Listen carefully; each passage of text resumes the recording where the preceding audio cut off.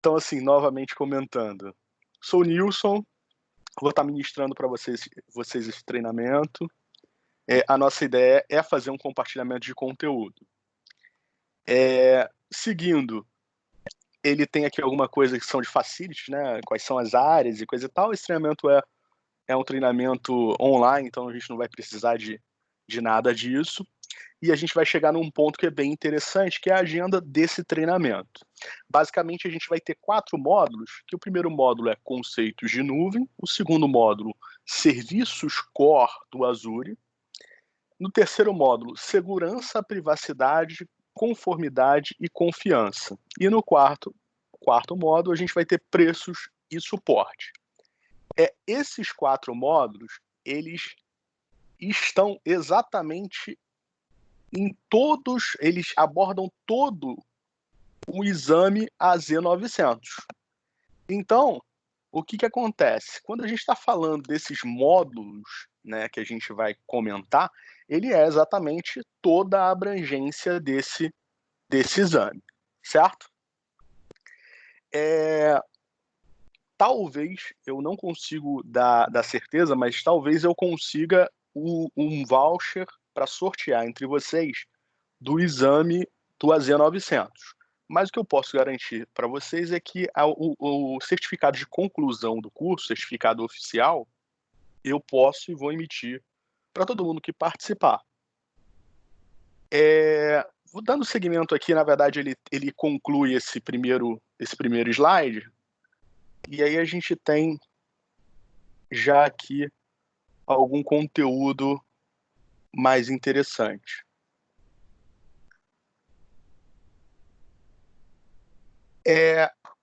O primeiro módulo, que é Entendendo o Cloud, ele não vai abordar muita coisa, tá? Ele não vai ter um módulo 1, Entendendo Cloud e coisa e tal. São só conceitos que a gente tem que entender juntos. Para isso, eu peguei aqui uma telinha que explica bem o que a gente vai precisar entender. Existem outros conceitos que a gente já acaba utilizando a nível de servidor, mas que é interessante a gente entender também, ou efetivamente trazer de volta à memória. A primeira coisa que eu preciso comentar com vocês é que a nuvem ela é elástica. Como assim elástica? Eu consigo expandir o que eu tenho e diminuir. Então, eu aumento a minha capacidade e eu diminuo a minha capacidade. Quando eu tenho um recurso que eu consigo aumentar e diminuir, geralmente as pessoas imaginam como é que vai ser o custo disso. O custo de cloud é o quanto você usou. Então, se você usou muito, vai ser muito caro. Se você usar pouco, vai ser pouco. Só que essa questão de muito caro é muito relativo. Imaginem, por exemplo, quanto que deve ser a carga para você vender de uma hora para outra, sei lá, 1 milhão aí de ingressos do show do Sandy Júnior, do show do Rock em Rio, né? Isso é uma demanda muito grande, é uma demanda que necessita realmente de algo que consiga explodir e ter realmente uma escalabilidade muito grande. Então a nuvem ela é escalável, eu posso aumentar ela é elástica, que eu posso diminuir ela é altamente disponível, ou seja, eu tenho serviços que, se corretamente configurados, novamente falando, se corretamente configurados, a gente vai ter uma alta disponibilidade. E eu tenho esse cara também sendo, o custo dela é por uso, certo? Então eu aumento de acordo com o que eu realmente preciso. Visto isso, eu, na verdade, venho para uma ideia de mostrar conceitos interessantes de cloud, que é IaaS, PaaS e SaaS. Eu sei que alguns de vocês já conhecem esses conceitos, mas eu vou abordar novamente de uma forma bem rápida, porque aí a gente já começa no módulo 2. O que é interessante e o que é importante para a gente é a gente entender esses conceitos e entender que, na verdade, hoje as plataformas de cloud oferecem todos esses sabores, né, de cloud.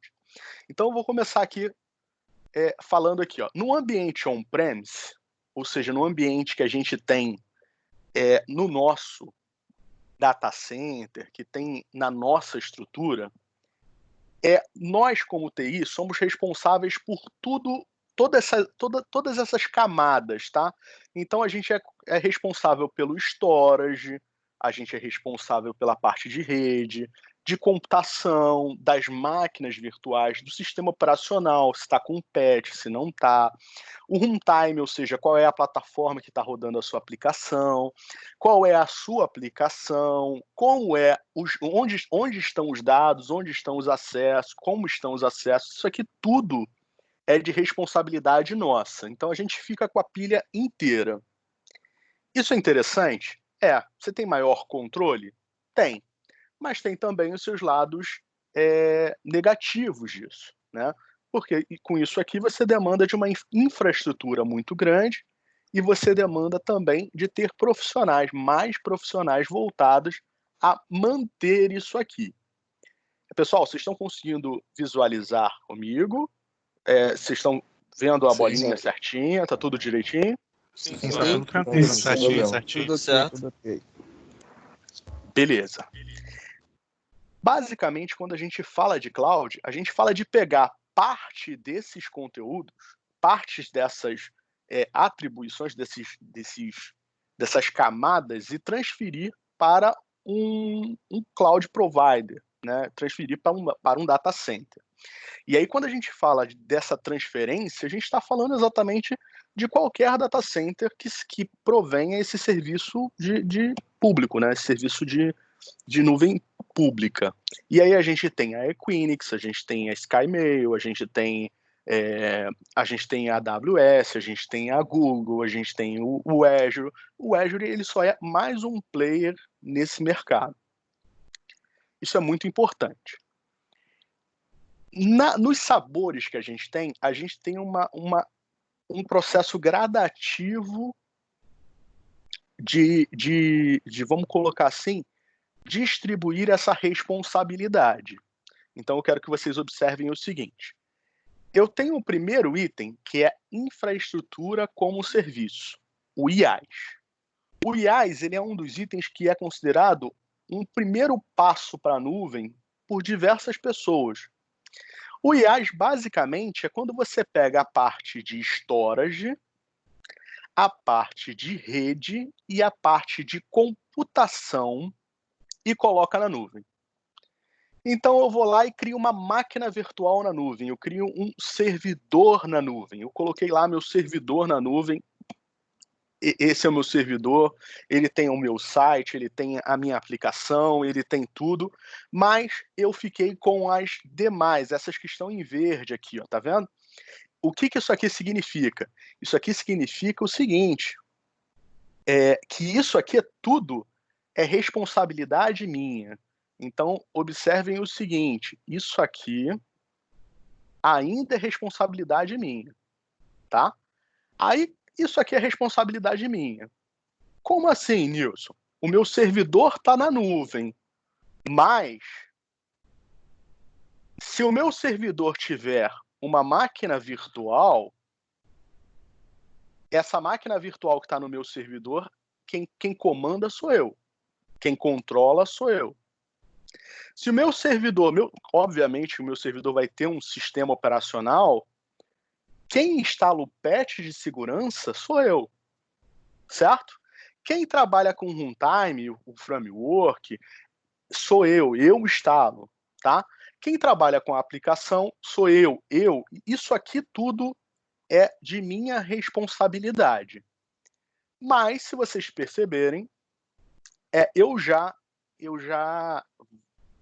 tirei, né, parte dessa estrutura aqui, ó. Isso daqui tudo já virou do provedor de cloud, ó.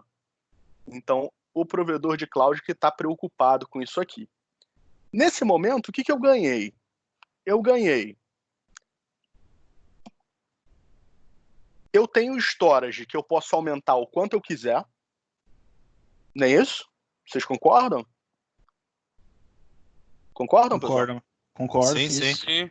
Isso. Eu tenho rede que eu posso escalar, posso aumentar, posso diminuir.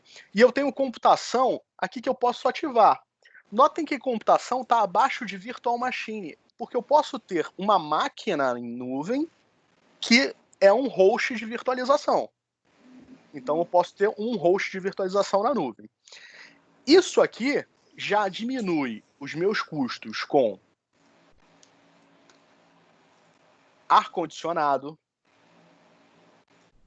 diminui os meus custos com problemas de operação a nível de backup, os meus custos com storage, certo? Beleza até aí? Tá. Beleza. Suave. Show. Eu posso evoluir isso aqui. Eu posso evoluir isso aqui de forma a melhorar e, na verdade, colocar mais coisas como sendo responsabilidade do meu provedor de serviço. E aí eu estou passando para esse modo aqui, o modo de plataforma como serviço. O modo de plataforma como serviço, eu vou ter mais coisas sendo de responsabilidade do meu provedor de cloud. Eu ganho aqui a área de virtual machine, de operation system, de runtime, e eu fico preocupado só com a aplicação e com os dados e como eles vão ser acessados. Então, observem, toda essa parte aqui, essa camada toda, eu já não me preocupo mais. Se está em máquina virtual, se está em Docker, se está num servidor, se é Linux, se é Windows, se está com patch, isso aí tudo não é de minha responsabilidade. Nota que nesse momento eu tenho menos coisas para me especializar. E aí, o que acontece? Nesse cara aqui, eu tinha que ter muitos profissionais pensando em manter isso aqui. Aqui eu tenho profissionais mantendo menos coisas, né? E mais focados em manter em novidades, em coisas produtivas. E aqui no Plataforma como Serviço, eu tenho mais profissionais ainda focados numa ideia de manter a aplicação de negócio, né? Manter o core aqui, ó, funcionando. O resto é como se fosse só uma mesa para trabalhar. Tudo bem, pessoal? Tudo bem. Tá todo mundo no mundo só para te ouvir, cara. Sim. Beleza. Não, show de bola. Só tô perguntando para ver se vocês estão conseguindo ir, se o tempo tá legal. Sim, tá tranquilo, Tá? cara. Tá ótimo. Talvez o Bruno é meio devagarzinho aí, mas pode tocar aí, cara. Tá certo. Vou seguir aqui. E aí eu tenho uma terceira camada que é muito interessante, que é software como serviço. Software como serviço, eu já pego mais camadas aqui, ó. A camada de application também fica totalmente voltada para uma ideia de sendo do provedor de serviço. E isso é muito interessante, porque aí eu vou me preocupar só com os acessos e com os dados. Então, assim, no modelo de SaaS, eu só me preocupo com os acessos e os dados. E olha só que interessante isso aqui, né? Então, assim, eu vou me preocupar em criar um usuário, o que o usuário fez, qual é a permissão do usuário, excluir o usuário, e aí eu estou num modelo muito mais dinâmico. Nilson, e isso aqui, o que acontece? Isso aqui, pessoal, o provedor de serviço, ele me garante funcionamento. E existem contratos, né? O contrato, por exemplo, da Coca-Cola com Azure, é um contrato que a Coca-Cola, se a Coca-Cola ficar um dia fora, o Azure paga um dia de faturamento para a Coca-Cola. Simples assim. Né? Então, assim, isso aqui é uma garantia de que vai estar funcionando. Beleza até aqui? Beleza. Sim, tranquilo. Beleza. Tá. Beleza. Tenho produtos que trabalham em diversas maneiras aqui. Infraestrutura como serviço é quando eu coloco uma máquina virtual lá. Coloquei uma máquina virtual na nuvem. Plataforma como serviço é quando eu peguei um site e coloquei um site lá dentro. Eu não sei se o site está em Linux ou Windows. Eu pedi um site que suportasse PHP. Ele me entregou um espaço que suportava PHP. Eu usei plataforma como serviço. Software como serviço, eu comprei um software e eu estou utilizando e eu não quero saber aonde ele está, qual é o backup dele, qual é a configuração, se está em Windows, se está em Linux, se funciona, se não funciona. Exemplo, Office 365. O Office 365 não é uma plataforma como serviço, é um software como serviço, certo? Isso é muito importante. Então aqui, o Office 365, ele é um software como serviço. Outro exemplo, Salesforce. O Salesforce é um software como serviço, certo? Qualquer coisa que você já comprou a caixinha pronta, você já tem as informações, você só altera dados e como acessar, é software como serviço. Beleza até aí? Beleza. Beleza. Perfeito. Beleza, Tá. Anderson. Esses são os itens que a gente precisa saber para começar. Vou passar aqui para o slide novamente e a gente entra no módulo 2, dos serviços principais. Quando a gente fala de serviços principais, é muito interessante a gente conseguir trabalhar e ver o que é os serviços principais do Azure.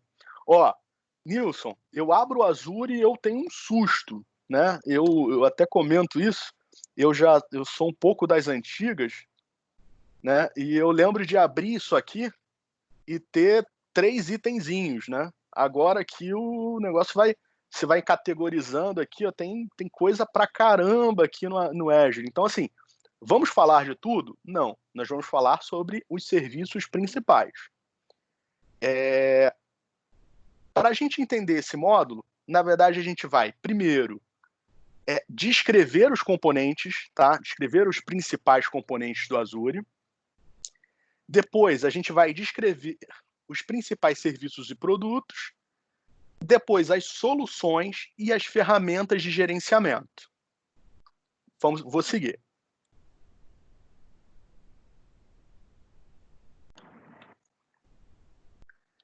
Componentes de arquitetura. O primeiro item que a gente tem que entender são as regiões do Azure. O Azure, ele é um serviço global, então ele está presente no mundo inteiro. E eu vou precisar colocar os meus recursos em regiões no Azure. Uma região, ela é representada por uma coleção de data centers. Então, quando eu tenho, por exemplo, uma região aqui, ó, deixa eu ver aqui, não está aqui, região Brasil sul do Brasil. Eu tenho a região Brasil Sul. Essa região Brasil Sul, ela não corresponde a um data center, mas sim um grupo de data centers. Isso é muito importante. Existe um processo de redundância, de tolerância a falhas. Então, uma região é um grupo de data centers localizados naquela região. Nilson, por que a gente está falando de região? Por que a gente está falando que existem vários data centers?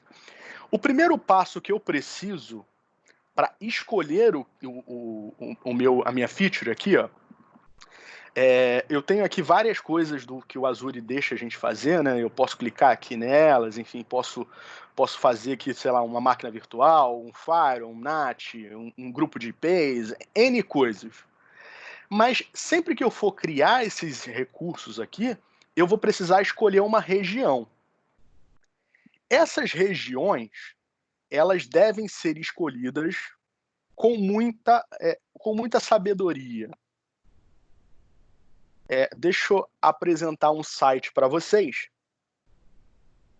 que é o Azure Speed, tá? Esse aqui é o Azure Speed. Então, notem o seguinte, uma região representa uma coleção de data centers, ou seja, esses data centers são agrupados. Isso proporciona para a gente flexibilidade e escala, certo? Preserva a residência dos dados, ou seja, se eu tenho Se eu tenho um data center, se eu tenho um recurso que está em Brasil South, isso quer dizer que ele está no Brasil, no sul do Brasil. Eu não sei aonde, mas está no sul do Brasil. Perfeito até aí? Perfeito.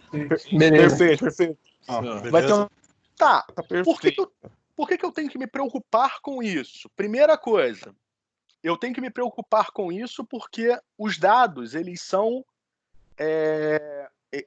sujeitos à lei de onde está. Então, no caso ali, se está em Brasil South, está sujeito às leis do Brasil. Mas existe um outro componente que é muito interessante, que é o de latência, tá? Latência é como que você faz para chegar nesse recurso. E aí eu vou convidar vocês a acessarem aí na máquina de vocês. E olha só, eu quero que vocês observem uma coisa aqui. Ó. Vou fazer um upload speed test. E eu vou fazer o seguinte, ó. Leste da Ásia, marquei aqui. Sul da Índia, certo? Vou colocar aqui, ó. Vou colocar um de cada, ó. Leste da Ásia, leste dos Estados Unidos 2, que é um dos data centers que são com custo mais barato, tá? Vou colocar aqui também sul do Brasil e colocar aqui, ó, central da França, certo? E eu vou clicar aqui, ó, em Start Upload Speed Test. Basicamente, uma coisa que é muito importante essa latência é exatamente quantos saltos, como que você vai fazer para chegar nesse data center. Isso influencia diretamente na velocidade que você vai chegar nesse data center. Então, quando você tiver uma carga de trabalho que demande você acessar rapidamente o recurso, se você colocar, por exemplo, um data center que está longe de você, você vai ter uma performance muito ruim. Então, observa o seguinte, olha aqui a diferença. Lá na França, central da França, eu tenho 400 kbps de upload. Eu tenho o dobro no sul do Brasil. Tá vendo aqui?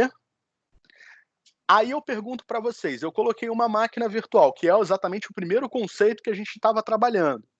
A máquina virtual vai responder para mim mais rápido aqui no Brasil ou lá na França? Estou fazendo um upload. Certo? Exatamente. Certo, pessoal? Certinho nisso. E isso acontece com mais coisas. E aí é muito interessante a gente trabalhar em cima disso. Olha aqui, ó, latência. Latência é como é que tá o ping, né, para cada um dos lugares. Olha quanto de latência eu tenho aqui, ó. Lá na Ásia eu tenho uma latência muito alta. Olha em São Paulo, uma latência bem baixa, certo? Lembrando que isso aqui é da minha conexão para o Azure. Mas é muito importante que a gente entenda que basicamente isso aqui interfere muito no serviço que eu estou prestando. Beleza, pessoal? Beleza. Tá. O que eu recomendo é sempre vocês terem o Azure Speed aí no favorito de vocês e pensem exatamente em qual região colocar. Voltando aqui, selecione as regiões mais próximas dos seus usuários, tá?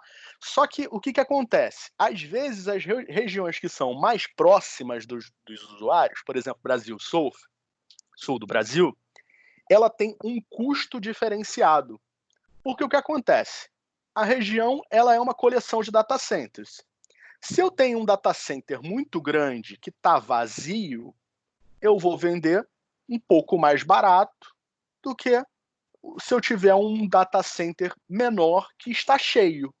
Vocês concordam comigo? Sim. Uhum. Isso é uma coisa muito interessante de conversar, porque assim, por exemplo, na Virgínia a gente tem uma quantidade muito grande de data centers e é muito grande, muita coisa. Então é um recurso onde está mais barato. Então, por exemplo, um disco SSD é quase o mesmo preço de um disco HDD, um disco simples. Então, assim, isso a gente tem que ficar atento. selecione as regiões mais próximas aos seus usuários. Eu não concordo muito com isso aqui. Eu acho que isso aqui tem que ser um parcialmente. Se eu estou trabalhando com algo que exige a latência, sim. Né? Então, assim, eu estou trabalhando com máquinas virtuais, com servidor de arquivo, com transferência de dados, eu vou precisar selecionar. Mas eu estou trabalhando com algo que é serverless, que é um negócio, um site, por exemplo. Eu vou sentir diferença do meu site estar aqui no Brasil ou estar lá na Virgínia? Não, eu não vou sentir. Então, eu concordo parcialmente com isso aqui. Eu acho que vocês devem selecionar a região de acordo com o que é correto. Certo, pessoal? Isso é muito importante. De acordo com o que você realmente precisa. Esteja ciente da disponibilidade de implantação da região. Então, existem coisas que não tem na região sul do Brasil, existem coisas que não tem na região central da França, tá? E existem serviços globais que eles são de todas as regiões, e não importa onde esteja, né, você criou uma vez, ele faz globalmente. Dando seguimento,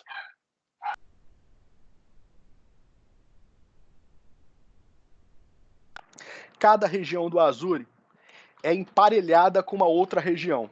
Esse emparelhamento, na verdade, é uma preferência, tá? É uma preferência de conexão. Quando a gente fala dessa preferência de conexão, isso aqui é muito interessante para que a gente esteja pronto para fazer, por exemplo, o nosso DR, tá? Então, assim, quando a gente está preparando aí um DR, preparando uma ideia de como, de como a gente vai trabalhar em cima dessas regiões, é muito interessante. O Azure prefere pelo menos 300 milhas de separação entre os data centers em um par regional. Alguns serviços fornecem replicação automática para a região emparelhada. Em uma paralisação, a recuperação de uma região é priorizada para o par. Então, observem, se eu tenho um conjunto de dados em East-West, certo? Ela vai ser prioritariamente enviada para leste para oeste, certo? Beleza? Então, notem, isso aqui são regiões pares. Elas estão emparelhadas. Se eu coloco o meu DR, que está em East-West, em norte da China, o meu DR vai ser mais lento. Certo, pessoal? Então, escolher a região é importante até mesmo a nível de DR. Eu tenho que saber aonde que eu estou botando a minha carga, o meu workload e o meu DR, certo? Outra questão, atualização dos sistemas do Azure são distribuídas pelas regiões emparelhadas sequencialmente e não ao mesmo tempo. O Azure faz atualização. Fazendo atualização, ele vai fazer atualização considerando que você está usando o par correto, certo? Se você não estiver usando o par correto, pode acontecer dele fazer, por exemplo, Alemanha Central e Japão Oeste ao mesmo tempo. E aí você ter uma degradação de performance. Você não vai ter perda de recurso, mas uma degradação de performance você vai ter. Então, isso é muito importante. Eu tenho que ver a região, eu tenho que ver quais são os pares da região, e eu preciso entender esses pares. Existe uma exceção, e essa exceção é exatamente o sul do Brasil. Essas regiões são pareadas geralmente na mesma geografia, né, bem próximo, com exceção do Brasil. Devem ter tentado colocar na Argentina, mas eles não deixaram. Vou passar. Geografias, os mercados. Uma coisa que é interessante é o seguinte: os mercados eles preservam os limites de residência e conformidade de dados. Então, o que acontece? Às vezes, você tem que selecionar uma determinada região porque o dado tem que ficar naquela região. Né? Então, por exemplo, existe uma necessidade, por exemplo, de órgãos públicos, bancos e etc., estarem no território brasileiro.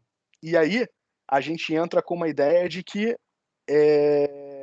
a gente consegue fazer esse território aqui, trabalhar em cima desses dados, tá?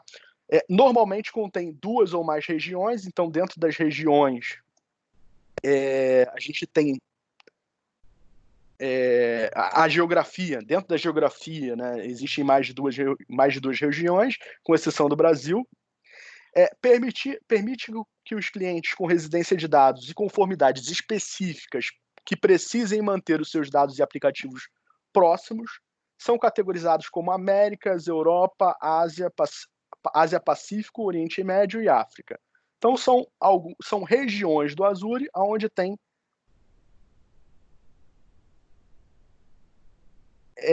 as geografias são esses conjuntos de regiões do Azure, certo? Acabei apertando errado aqui, né? Então, assim, basicamente eu tenho uma ideia de região, essas regiões formam uma geografia do Azure, e aí se estão no mesmo país, se estão próximos ali, eles estão sujeitos às mesmas leis. Certo, pessoal? Nilson, só uma dúvida. Manda ver. Quando você falou de atualização do Azure, essas atualizações são automáticas ou não? Quem vai gerir isso tudo controla isso? Pode optar por não atualizar ou deixar para mais tarde, para um momento de baixa carga da utilização? O que acontece? Você consegue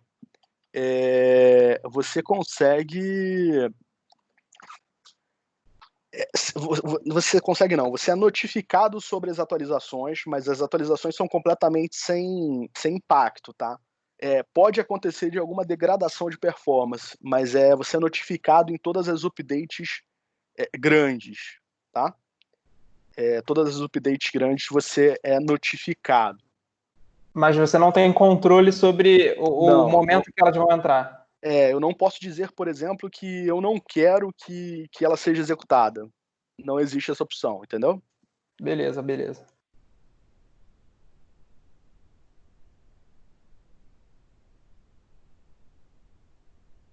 Vamos seguir, pessoal?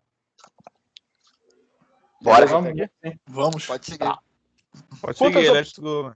Opções de disponibilidade, né? Eu tenho como colocar uma máquina virtual com 99,9% de SLA. Antigamente eu não tinha isso, mas agora eu tenho. Basta eu usar o Premium Storage, tá? Então essa máquina tem que estar SSD e aí ela vai estar com 99,9%. Nilson, se eu criar uma máquina virtual e não colocar um SSD, ela não vai ter o SLA de 99,9%, certo? Não vai ter o SLA de 99,9%, ela vai ter um SLA menor. Eu tenho os Availability Sets, os grupos, né, de disponibilidade, que protege contra a falha dentro do mesmo data center. Então, eu tenho, por exemplo, uma carga que está em Brasil South. Dentro de Brasil South, eu tenho um data center que eu vou chamar de data center A. Quando eu coloco 2 máquinas dentro do mesmo Availability Set, eu garanto que ela lá no data center não vai ficar no mesmo hardware. Não ficando no mesmo hardware, o que vai acontecer? Se caso acontecer uma falha de hardware, a outra máquina vai se manter em pé. Então eu garanto um SLA de 99,95, certo? Eu tenho também o SLA para Availability Zones, tá? Que é contra a falha do data center inteiro, tá? Nesse caso aqui, eu tenho, por exemplo, o LRS, né? Que é localmente redundante. Eu tenho, por exemplo, por padrão, quando eu crio um storage, o storage ele fica em 3 data centers da mesma região, da mesma zona, tá? Se o data center pegar fogo, eu vou ter os meus dados no outro data center. E aí eu tenho agora o disaster recovery de multi-região, tá? Que é quando eu uso os pares de região para fazer uma proteção regional, certo? Sendo que isso aqui você tem que configurar. Então, assim, na verdade, nada disso aqui vem automático. Isso aqui tudo é configurado. Se você fizer errado, você não vai ter um SLA, ou vai ter um SLA parcial. Então, por exemplo, eu tenho uma única máquina. Beleza, a máquina pode falhar, porque você não tem aqui um SLA do Availability Sets, do grupo de segurança, tá? Então, assim, é necessário, dependendo do que você tem armazenado, você trabalhar com vários tipos de disponibilidade. Vou seguir. Dúvidas, não? Não, beleza. Beleza. Não, Beleza. Quanto aos grupos aqui, os Availability Sets, eles mantêm os aplicativos online durante uma manutenção ou falha de hardware. E aí ele tem os Updates Domains. As atualizações são programadas, as atualizações de manutenção são programadas, o desempenho e segurança são sequenciadas através dos domínios de atualização. Então, olha só, eu tenho um domínio de atualização aqui, ó. Perdão, é um update domain, tá vendo aqui, ó? Update domain 0, tá vendo? Tá vendo aqui? Aí eu tenho o update domain 1, update domain 2. Eu nunca vou fazer essas 3 máquinas ao mesmo tempo. Certo? Eu vou primeiro fazer uma atualização de manutenção, de desempenho, de segurança nessa máquina, nesse recurso. Depois eu vou vir para esse daqui e depois eu vou vir para esse daqui. O Azure vai fazer isso sozinho, desde que você configure o update domain. Certo, pessoal? Beleza? Certinho, certinho. Beleza. Fault Domain, o FD, fornece uma separação física de cargas de trabalho. Então, olha só, essas máquinas que estão aqui, elas estão fisicamente em lugar diferente dessas daqui. E aí eu falo fisicamente no sentido de máquina virtual, storage, de tudo. Eu tenho máquinas completamente separadas. Ela está lá no data center, eu não sei onde é nuvem, mas elas estão fisicamente separadas. Você informou para o Azure que essas máquinas elas são de um cluster que exige disponibilidade. Então, por isso que você está colocando ele em fault domain. Certo? Beleza, pessoal? Beleza? Beleza. Ó, zonas. Aqui eu tenho vários fault domains e vários updates domains, tá vendo? Aqui. E o que são as zonas de disponibilidade? São locais fisicamente separados dentro de uma região, leva o conjunto de disponibilidade inteiro para um próximo nível, pode incluir um ou mais data centers equipados com energia independente e resfriamento independente, e assim também como rede. Então, quando a gente fala de zona de disponibilidade, é pegar isso aqui, né, pegar tudo isso aqui e colocar em regiões, em zonas diferentes, em diversos data centers diferentes, certo? Beleza até aí? O que eu quero que vocês percebam é o seguinte: nesse momento, eu não saí da minha região. Então, se isso aqui está em Brasil South, isso aqui também vai estar em Brasil South. Aqui no Data Center A, aqui no Data Center B e aqui no Data Center C. Beleza? Beleza. Ó, Beleza. Ainda fica na mesma região. Isso. Ele age como limite de isolamento, e se a zona de disponibilidade cair, a outra vai continuar funcionando. Então, caiu essa zona, essa daqui vai voltar a funcionar. E assim sucessivamente. Beleza? Sempre trabalhando em 3, tá? A maioria dos serviços é sempre 3 LRS, né? Localmente redundante 3 vezes. E quando a gente fala de GRS, né, que é geograficamente redundante, ele na verdade não vai para 3, ele vai para 9, né, que é em 3 lugares, em 3 lugares 3 vezes. Vou seguir. Muito legal. Primeiro componente que a gente vai ter que entender, e eu acho que é um dos componentes mais interessantes que a gente vai trabalhar ao longo desse curso aqui, e dos demais, né? É exatamente o do Resource Group. Tá vendo aqui? O Resource Group, ele é um grupo de recursos, tá? Eu acabei clicando aqui no item errado. Esse grupo de recursos, ele é exatamente tudo que a gente comentou agora. Então, eu quero pedir a ajuda de vocês para a gente criar um grupo de recursos. Para que a gente possa entender, o grupo de recursos ele tem que ser criado com recursos que compartilhem do mesmo ciclo de vida. E aí, muitas pessoas falam, poxa, do mesmo ciclo de vida? Eu geralmente costumo criar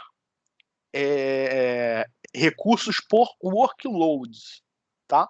Então, por exemplo, se eu tenho um servidor web, eu vou criar o servidor web, eu vou criar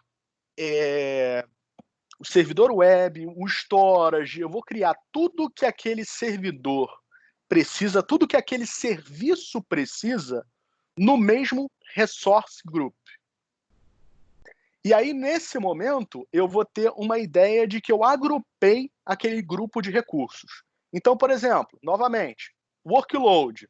Eu tenho uma aplicação XYZ, que tem um banco de dados. Eu vou botar a máquina da aplicação, a máquina do banco de dados, o storage, tudo daquela aplicação agrupada num resource group.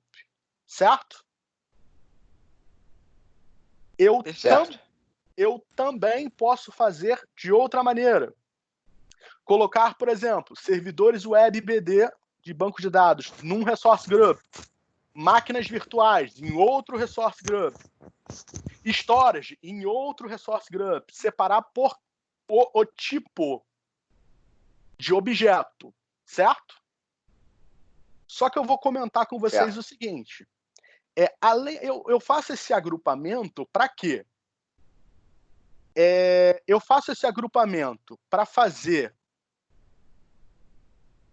basicamente, um controle de segurança, certo? Eu faço também para uma outra coisa aqui, ó, que é um controle de custo. Isso aqui ficou ótimo, né? É um cifrão, pessoal, viu? Ó. E eu fiz o curso do Daniel Azulay, que eu sou de São João de Meriti. Dá para ver. O que acontece? Isso aqui é controlar quem está acessando o quê e controlar o custo. Eu consigo ter relatórios baseados nesse resource group. Então, deixa eu comentar com vocês. Particularmente, em todos os projetos que eu apliquei, todos os projetos que eu vi, todos eles se encaixaram muito, muito bem o resource group por workload, tá? Eu nunca fiz uma implantação de resource group assim, ó, por recursos separados. Porque aqui eu vou ter custo de todas as máquinas virtuais, eu vou ter custo de todos os web. E geralmente não é assim. A gente quer trabalhar trabalhar com TI como serviço. Lembrem disso, né? Então é interessante que eu agrupe o que é de outra área. Então, por exemplo, vamos imaginar a área de marketing tem um storage maior para armazenar dados de marketing, vídeo e etc. Eu vou criar um resource group, vou criar o storage da área de marketing, vou criar a máquina virtual da área de marketing, e aí eu vou conseguir controlar acesso do pessoal de marketing e o custo do pessoal de marketing de uma forma muito mais eficaz do que distribuindo dessa forma. Novamente falando, isso é uma dica. O correto é as duas formas. Não existe aqui, vamos colocar assim, o certo e errado. O que eu indico para vocês é trabalharem por workload, beleza? E eu vou, nesse treinamento, abordar muito isso, de vamos trabalhar em cima de workload, tá? Não existe o certo ou errado, a minha indicação é essa daqui. Vou trazer aqui para vocês, e eu quero que vocês vejam o seguinte, esse aqui é o meu Azure, tá? Minha conta. Quando eu crio aqui um resource group, que eu venho aqui em grupos de recursos e clico em adicionar, ele vai trazer para mim alguns dados aqui, ó, de qual é esse grupo de recursos, qual é o nome. Geralmente eu gosto de trabalhar sempre colocando uma inicial, então eu tenho os nomes, eu gosto que seja interessante para mim. Isso não é uma necessidade, vocês não precisam seguir, mas resource groups eu sempre começo com RG. Assim como storage account, SA, enfim. Isso pode ser toque também, não se preocupem. Aqui eu vou criar o RG e aí eu coloco aqui direto o que eu vou trabalhar. RG, Web Server, certo? E eu gosto também de colocar no final desse cara, eu dou um outro tracinho e eu digo qual é a região. Notem que a gente falou de região pra caramba, né? Olha as regiões aqui, ó.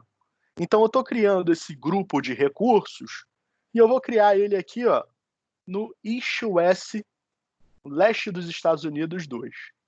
E aí eu gosto também de completar o nome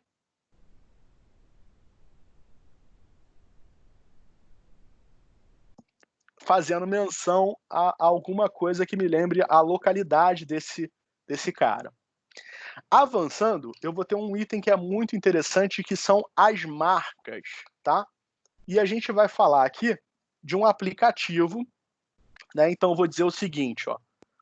O workload, o nome do nosso aplicativo vai ser aplicativo AZ900. Então essa daqui é a nossa marca. Esses tags servem exatamente para você conseguir gerar relatórios em cima do Azure, tá? Então isso é muito importante. Então eu tenho um resource group e aí eu tenho também as tags. Pode falar. Deixa eu dar uma pergunta. Nessa parte de resource group aí que você está criando, quando você tem ambientes diversos, né, de desenvolvimento, homologação, produção, você já cria também, por exemplo, o exemplo que você deu de marketing, né? Se tiver um ambiente de desenvolvimento, homologação e produção para marketing, você cria um resource group para cada um e aí dentro você define quais são os servidores e tal de homologação e desenvolvimento, ou você cria um resource group para cada ambiente? Eu acho o seguinte, por exemplo, quando você tem um ambiente de desenvolvimento, eu crio um resource group para aquele ambiente de desenvolvimento. Então, eu posso colocar assim um RG dev aplicativo tal, e depois um RG prod aplicativo tal. Assim eu vou conseguir ver meus custos de dev, meus custos de prod e os meus custos somados, certo? Eu posso fazer essa separação. Mas existe uma coisa muito interessante que a Microsoft, dependendo do seu nível de contrato, você pode criar uma assinatura de desenvolvimento. E aí essa assinatura de desenvolvimento, você vai ficar com 2 subscriptions, né? Aqui, ó, é como se fosse duas assinaturas aqui. Uma assinatura vai ser completamente de desenvolvimento, e aí os custos vão ser até reduzidos, e uma outra assinatura você vai ter uma de produção, tá? Mas assim, a sua ideia de separar por resource groups é exatamente isso. Você pode fazer e deve fazer até para você não misturar. Ele valida, eu crio aqui o meu resource group, tá? Beleza. Dentro do meu resource group, ele está falando aqui para mim que a gente consegue fazer um nível de segurança, tá? Pessoal, eu vou compartilhar depois esse PPT e coisa e tal. Só que assim, como eu comentei com vocês, eu acabo explorando mais a demo, demonstração. Então, assim, eu estou indo um pouco além aqui do que no PPT ele fala para mostrar, fala para exibir. provavelmente eu vou fazer isso em todos os pontos, tá? Mas é só tô comentando porque vai ter coisas que não vai ter no PPT, né? Agora aqui, ó, eu vou clicar em ir para o Resource Group, aí eu venho aqui, ó, para o Resource Group, eu tenho o ID da assinatura, qual é a assinatura que está esse Resource Group, e aqui o que tem nele, que a princípio é nada. Mas o que é interessante comentar aqui é o seguinte, ó, é o acesso seguro, o nível de grupo, né? Como é que eu vou fazer para dizer que aqui o pessoal do marketing pode mexer, pode criar objetos? Eu vou vir aqui em IAM, e aqui eu consigo atribuir funções, tá?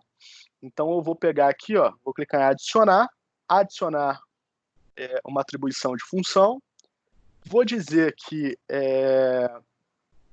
esse cara aqui pode ser um contribuidor, e eu vou adicionar aqui, por exemplo, o user1. No momento que eu adiciono, o user1, que é um usuário normal, virou um contribuidor desse grupo de recursos. Nilson, mas eu não tenho nada ainda. Beleza, você não tem nada, nós não temos nada ainda, mas você já preparou um ambiente para o user1 trabalhar em cima desse cara.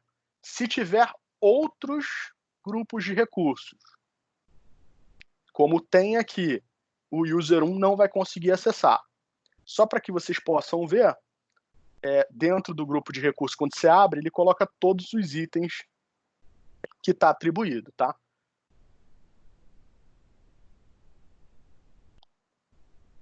Certo? Ó, balanceador, tudo que está atribuído àquele grupo de recursos. Eu tenho duas dúvidas, cara. Manda ver. A primeira é a seguinte, eu já vi alguns ambientes que um grupo de recursos está criado em uma região e os recursos estão em outra. Eu queria saber se existe algum motivo para isso, porque eu nunca consegui entender. Cara, realmente não tem motivo não, tá? Mas assim, não tem um motivo aparente para isso não. Provavelmente foi alguma coisa que, vamos criar todos os grupos de recursos aqui, vamos agrupar aqui os recursos separados, enfim. O ideal é que o grupo de recursos esteja no mesmo local que você está criando os recursos, né? Tá, e outra coisa, eu já li no artigo da Microsoft, eu não sei se é de fato, que se o grupo de recurso tiver algum problema, por exemplo, ele está na região do Brasil, mas os recursos estão lá nos Estados Unidos, por exemplo, se der algum problema aqui no Brasil, você perde todo o acesso ao ambiente. Sabe dizer sobre isso? Eu acho que isso aí tá mais para mito, porque esses objetos, eles são objetos globais, eles são replicados. Acho muito difícil o grupo de recursos cair com tudo. Até porque ele é só um agrupamento lógico, tá? Ele não é muito... Assim, você não está realmente criando um espaço lá, né? É um agrupamento lógico. Quando você tem um contato com o VMM, por exemplo, você vê que é mais voltado para isso aí. Deixa eu voltar um pouquinho aqui, mas assim, realmente, eu confesso para você que eu também já vi ambientes assim, ambientes que o grupo de recursos tá em um lugar diferente do... Eu perguntei porque eu já vi em dois lugares e assim, eu nunca consegui entender, entendeu? Eu pensei que tinha algum motivo específico. Não tem um motivo específico não. Então, observem... Assim, na verdade, eu acho que pela explicação do Nilson no início do slide aí, pode ser que foi criado por uma parte de financeiro lá, o recurso, depois foi visto que estava com latência e mudaram lá para ficar mais rápido, alguma coisa assim, só que não mudaram o grupo de recursos, mudaram só as máquinas mesmo. Pode ter isso, não pode? Concordo com você, Rogério. Já aconteceu várias vezes de ter esse tipo de mudança. Em diversos projetos eu tive essa questão de ter que trocar. É o mais provável. A gente estava aqui nesse daqui, Resource Groups. Mais dúvidas, Barreto, pessoal? Não, tranquilo. Não, tranquilo? Beleza. Aqui no Resource Manager, Azure Resource Manager. Basicamente, o Resource Manager ele é uma camada de gerenciamento, tá? Essa camada de gerenciamento é o que vai permitir com que você crie, atualize, exclua recursos dentro da sua assinatura, criar, configurar, excluir recursos ilimitados. Eu vou poder organizar, eu vou poder controlar o acesso, eu vou poder automatizar esse acesso usando SDKs e outras ferramentas. Basicamente, quando a gente fala do Resource Manager, a gente está falando exatamente dessa interface aqui, tá? O Azure, ele não era Resource Manager, ele não era assim, tá? E hoje ele está trabalhando como o Azure RM, né, que é o Resource Manager. Então, basicamente, essa estrutura ela é composta pelo item assinaturas, como topo. Então, aqui, ó, assinatura. Essa assinatura vai ter... Perdão, aqui está Manager Groups, né? Perdão. Ele tem um agrupamento de assinaturas, tanto que aqui eu tenho mais de uma assinatura, né? Então eu tenho a minha conta de gerenciamento. Depois eu tenho minhas assinaturas, e aí eu posso ter 1, 2, 3, 4, 30 assinaturas, tudo com modos de custo diferentes. Dentro dessas assinaturas eu vou ter os resource groups, né? Então esse é o modelo que eu vou tratar, né? É assim que eu vou tratar, é assim que eu me organizo no Azure. E dentro desse resource group tem efetivamente o recurso, certo? Então essa hierarquia é muito interessante a gente ter em mente. Então eu tenho um serviço, basicamente o recurso está dentro de um resource group, que está dentro de uma assinatura, que está dentro de um management group, certo? Isso aqui é a estrutura do Azure RM, certo? Nilson, por que eu preciso entender isso aqui? É exatamente para poder posicionar os recursos de forma correta. Tranquilo até aqui? Posso passar? Tranquilo. Pode ser. Tranquilo. Beleza. Vamos lá para a lição 3, serviços core. Eu tinha pensado, pessoal, e aí a gente está falando de uma coisa que é expectativa-realidade, né? Eu tinha comentado que a gente ia ficar 1 hora, né? De 6h30 até às 7h30. A gente está na lição 3 e eu acho que tem bastante coisa aqui. Então eu vou terminar daqui a pouquinho, passando um pouquinho, e aí a gente vai fazer uma agenda na semana que vem, nesse mesmo horário.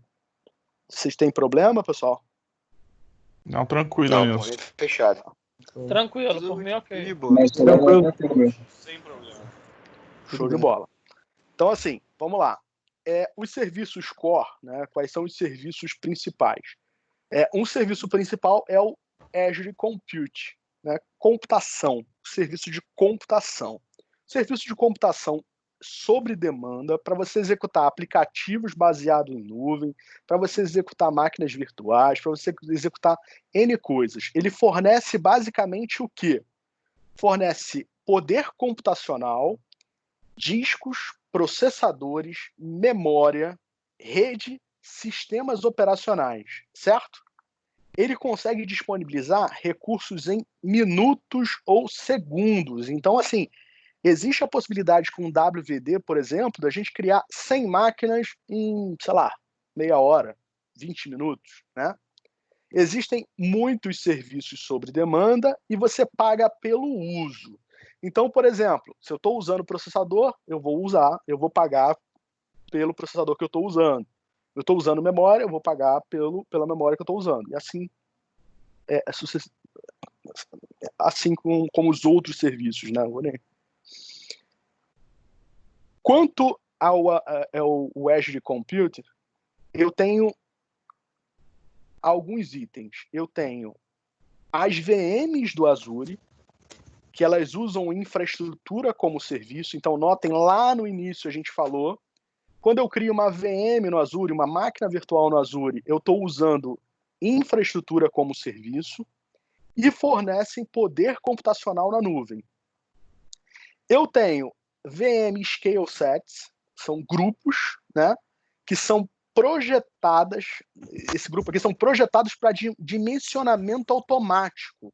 Ou seja, eu tenho uma VM que pode virar 30, pode virar 60 VMs. E ela vai aumentar e diminuir de acordo com a minha necessidade, certo? Além disso, eu considero, da parte de serviços de computação, o App Services, tá? Que é uma plataforma de serviço em PaaS que oferece tudo que você precisa para construir, implantar e dimensionar um aplicativo web, mobile ou um API. Então, notem, poder computacional, o Azure Compute, né, a computação do Azure, ele é VMs, scale sets, apps e também functions, tá? Que realizam ações de computação com base em alguns eventos. Então, eu posso determinar alguns eventos e executar uma função a partir desses eventos. É comum utilizar isso aqui junto com a VM Scale Set, né? Você trabalhar em cima de ações de computação. Existem outros itens que a gente também vai ver. Tá? Como é que eu faço para criar essa máquina virtual? Como é que eu faço para trabalhar em cima desse bloco? Então, assim, eu tenho aqui o Azure, certo? Eu já tenho o grupo de recursos que eu criei. Então, o que a gente vai fazer? Eu vou procurar o que eu quero fazer, né? Então, eu vou clicar aqui em mais serviços, e aí eu vou ter uma ideia aqui, ó, de máquinas virtuais. Máquinas virtuais é o primeiro item que a gente estava falando. VM Scale Set é esse aqui, ó, conjunto de dimensionamento de máquinas virtuais. E aí aqui, ó, eu tenho o item de computação, eu mostrei 4 para vocês, mas olha aqui quantos itens de computação está classificado, ó. 32 itens. Eu tenho imagens, eu tenho o Citrix Virtual Desktop Essential, SAP HANA, tá? Máquinas virtuais da Cloud Simple. Então, assim, existem outros itens, ó, de computação. Preciso criar minha máquina virtual. Vou clicar aqui em máquinas virtuais. E aí a gente vai abrir uma gama de possibilidades. Primeiro momento, eu vejo as máquinas que eu tenho, o que está em execução, o que está parado e quais são os grupos de recursos que eles têm. Vou clicar em adicionar.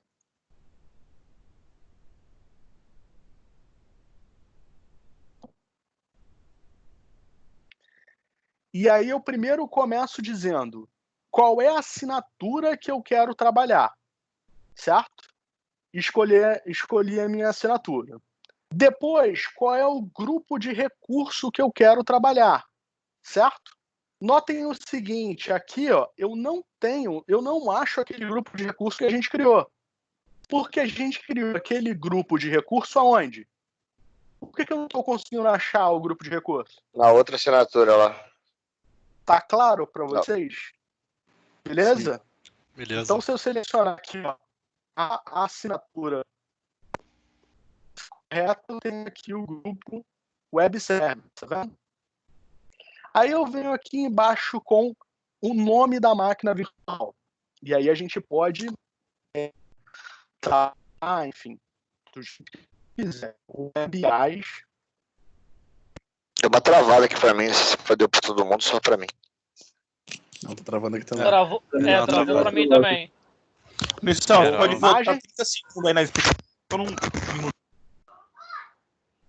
Travou a imagem. Não, picotou a voz. Depois da assinatura que você falou. Seu biquício travou aí, ô Nilson. Depois da voz. Agora começou de novo. Vamos lá. Beleza. Vocês estão conseguindo ouvir agora? Show de bola. Sim, Agora tá sim. normal. Beleza. Então, olha só. Vou selecionar aqui o meu grupo de recursos. Vou tratar em cima da minha máquina virtual. ng-web. Ó, vou colocar aqui, ó, IAS, certo? Esse daqui é uma web IAS 01. Aí ele vem aqui e diz qual é a região, tá? Isso aqui é muito interessante. escolha a região ideal para você e seus clientes. Mas é importante dizer que nem todos os tamanhos de VMs estão disponíveis em todas as regiões.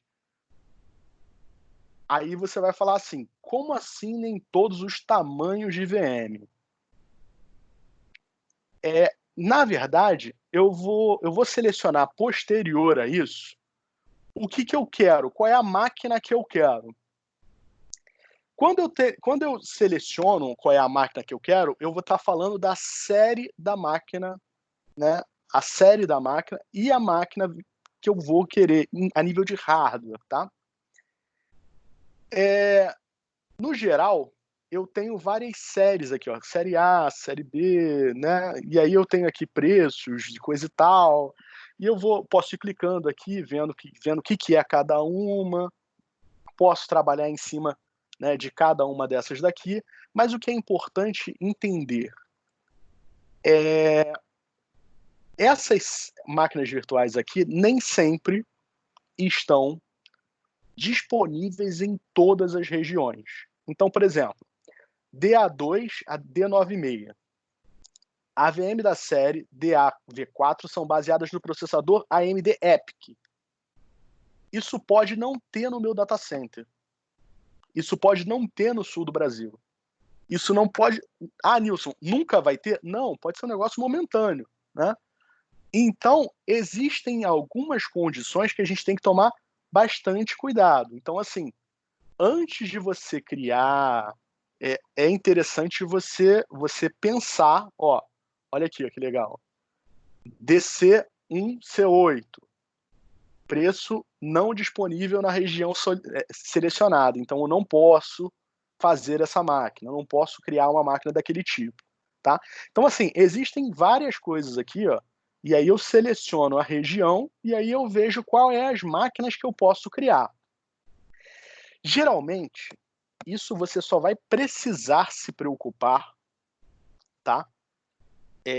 Se for uma coisa muito, muito específica, tipo, tem uma máquina que é com, sei lá, tem que estar com memória surpreendente, 1 tera de memória. Então aí você vai ter que se preocupar. Geralmente as máquinas normais, até 96, 128 de memória, você consegue trabalhar bem. E outra coisa também que você vai precisar ajustar é se você precisar, por exemplo, de um poder de processamento exclusivo, né, que são as séries de processamento, né, do Azure. Então, assim, a gente tem que tomar cuidado. Antes de criar, a gente tem que dar uma estudada se vai estar disponível. Eu já disse que nós estamos no leste dos Estados Unidos, não é isso?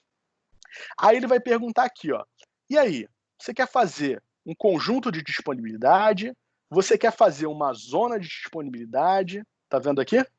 Ele está perguntando o que eu quero fazer com essa máquina. Então, aqueles itens que a gente viu anteriormente,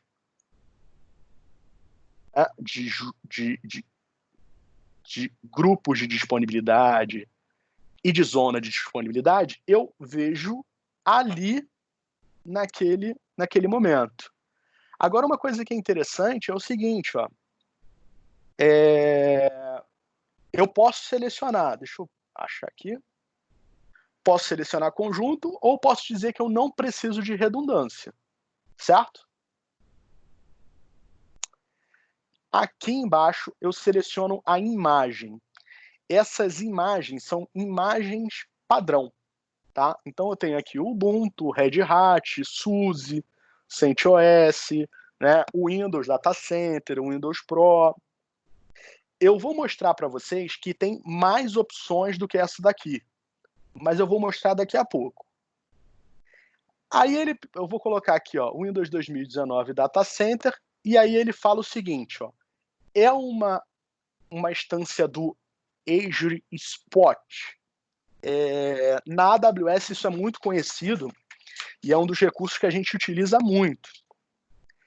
Basicamente o Spot é uma capacidade que está lá sem uso. Então, por exemplo, eu tenho um data center inteiro. o data center tem 6.000 máquinas, 6.000 cages de servidores. Só que eu tenho, sei lá, 10% desses 6.000 utilizados. O resto está tudo vazio. Eu posso pegar o que está vazio e vender de uma forma mais barata, certo?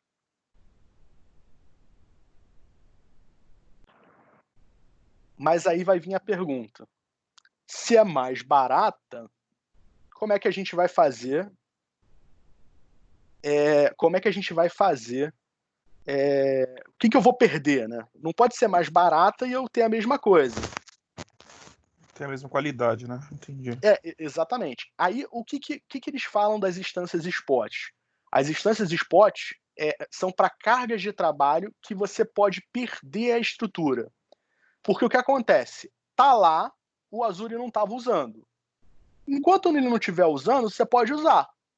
Mas se alguém quiser comprar aquele espaço, o Azure vai ceder aquelas máquinas. Vocês entenderam isso? Uhum. Entendi. É um pouco complicado. Assim, é basicamente um empréstimo, né? Eu estou pagando mais barato para ter um empréstimo dessas máquinas. Beleza, mas aí depois eles deixam a máquina mais cara, mas te avisam antes, é isso? Não, eles removem da sua estrutura mesmo. Caraca. Justo. Na verdade é um limite, né? Que tem distâncias spot e quem dá o maior preço leva. Exatamente. Exatamente. É um leilão. É um leilão por demanda? E se tiver online lá, tua máquina vai se perder. Tá, mas se eu paguei por essas máquinas, tudo bem. Eu não estou utilizando, eles podem tirar. Se eu tiver necessidade de usar, eles me devolvem ou não? Então, não. O Azure Spot é exatamente isso. Você pagou o valor que está ali. Só que ela é uma máquina que está num espaço que não está sendo utilizado. Então ela está sendo leiloado aquele espaço ali. Se eu venho com uma oferta e quero comprar esse espaço, ele vai sair da sua infraestrutura. Aí você vai falar, Nilson, eu nunca vou usar isso na minha vida. Aí eu vou falar, sim, você vai usar. Em alguns momentos, existem aplicativos que podem trabalhar com instâncias spot. Aplicativos web, que eu posso replicar em 100, 10, 20 servidores webs em spot, pagando a metade do preço. Se eu perder essas spots, eu posso só simplesmente recriar com preço mais alto. Mas só aquele tempo de economia já vale a pena. Você entendeu? Então, é basicamente isso. Isso aqui é uma novidade, tá? Se eu não Nilson, uma duvidazinha. Sim? Alô? O seguinte, a sua máquina é derrubada ou eles conseguem colocar para hibernar e depois você conseguir levantar depois, em um outro momento? Isso, as informações da máquina. O que acontece, de fato? Ó, vou trazer para vocês aqui. Ó. Olha só, qual é a política de remoção? As VMs podem ser removidas com base na capacidade, ou seja, o data center encheu, ele vai lá, vai pegar a VM de volta. Ou no preço máximo definido. Alguém deu um preço máximo maior do que o seu. A política é definida como desalocar, certo? Que move as VMs para o estado parado, desalocado. Nossa. Então, você pode fazer o quê? A reimplantação dessas VMs movidas, desde que você faça uma nova compra, desde que você entenda que o valor vai ser maior. Certo? Beleza? Beleza. Assim, deixa eu te fazer uma pergunta. Ou seja, galera, não vale a pena. Exato. Mais ou menos. Vale a pena. Se você colocar Mas depende do serviço. Ô, Nilson, você Depende pode muito dar do o exemplo do Trinx, que é na AWS no caso, mas lá eles usavam o quê? Máquinas spot para as webs, mas sempre deixava as on-demand também online, no load balance. Então, assim, se perdesse do nada essas spots, o ambiente continuava estável, porque tinha on-demand que ficava lá no load balance. Só que o custo dele em um mês usando spot reduziu, assim, 40%, 50%, entendeu? Você pode balancear com os spots e on-demand, tipo um servidor web, por exemplo. Pode ser, é bom para API, né? REST API ou Exatamente. front-end, né? Exatamente, né? Você coloca um front-end, alguma coisa ali que você pode colocar pode colocar uma parte ali, né? E demais ter algumas máquinas sustentando aquilo e replicando se necessário. Nosso caso aqui não é uma instância spot, tá? A gente não tem muito tempo para falar de instâncias spot. Ele não estava muito no nosso cronograma, mas é um recurso muito interessante. E aqui eu venho no tamanho, tá? Quando eu clico em tamanho, ele abre para mim aqui algumas opções e ele já vem filtrado. Eu preciso tirar esses filtros para ver todas as opções, tá? Já vem até o valor também, bacana. Isso.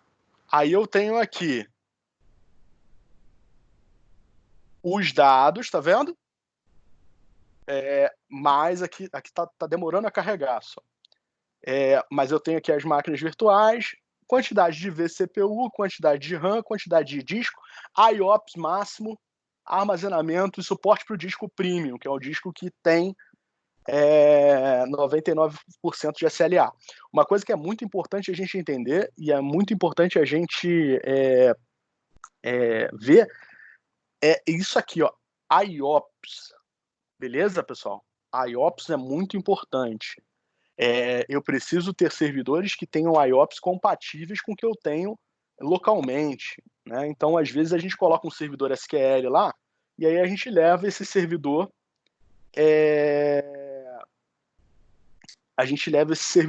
de uma forma incorreta, né? Que a gente acaba levando sem IOPS totais, sem o total de IOPS que ele precisa. Aqui existe uma ideia de família que ele diz o que é otimizado. Ó. Máquina para uso geral, máquina para memória otimizada, máquina para computação otimizada. Então, assim, são máquinas que são voltadas para essa ideia, né? Certo? Aqui, ó, máquina de GPU, tá vendo? GPU aqui, ó, GPU em promoção ainda, ó. Que legal. $700 aqui, ó. 20 mil de IOPS, 56 de RAM, cabe 24 discos com 6 vCPUs, suportado para GPU, ou seja, processamento gráfico de grande impacto. Beleza, pessoal? Como aqui é um teste, eu vou pegar um negócio aqui bem arroz com feijão aqui, ó, uma A2, certo? Tá vendo essas segundas versões aqui, ó? Elas são melhores do que as primeiras, tá? Então eu vou pegar aqui, ó, A1V2. Vou selecionar. Esse é o tamanho. Eu vou escolher um nome de usuário. Esse nome de usuário, ele tem algumas limitações aqui, ó. Eu vou colocar o nome Nilson. Eu vou colocar uma senha. O ideal é que a senha seja uma senha segura. Segura, tá? E aí, nessa questão de senha segura, pessoal, realmente, cara, criar aquela senha que você vai ter que armazenar em algum lugar para ir pegar. Vou definir a minha senha segura. Nilson 1234.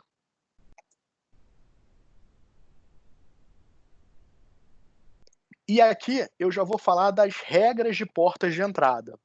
Então, existe uma coisa muito importante que é o seguinte. Geralmente, a gente não faz isso aqui, ó. Colocar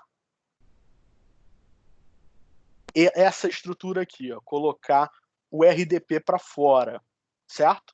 Geralmente, a gente coloca nenhuma porta de entrada pública e trabalha em cima de VPN, tá?